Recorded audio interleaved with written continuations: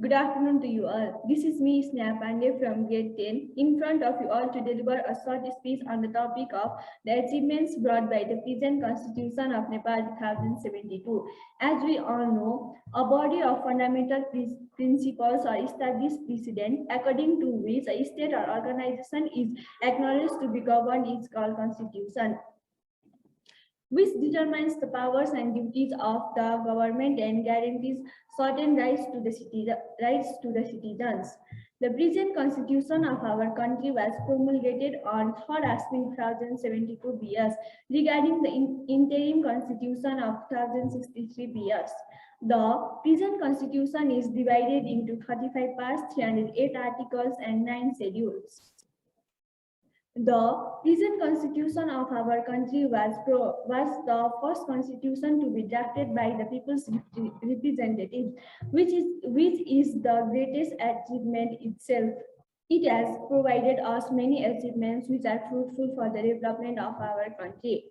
The present constitution has restructured Nepal into a federal democratic republic country. It has divided the nation into 7 provinces. The federal system is established with 3 tiers: federal government, local level, and provincial level. Constitution defined Nepal as an independent, indivisible, sovereign, secured, inclusive, socialism-oriented federal democratic republic state. The present constitution has made a provision of wide range of fundamental rights to all the people. The rights of women are recognized and guaranteed by the constitution, stating that women shall have an equal ancestral right without any gender-based discrimination. A bicamerally parliamentary system has been created with 2 federal houses and unicameral parliamentary system in provincial level.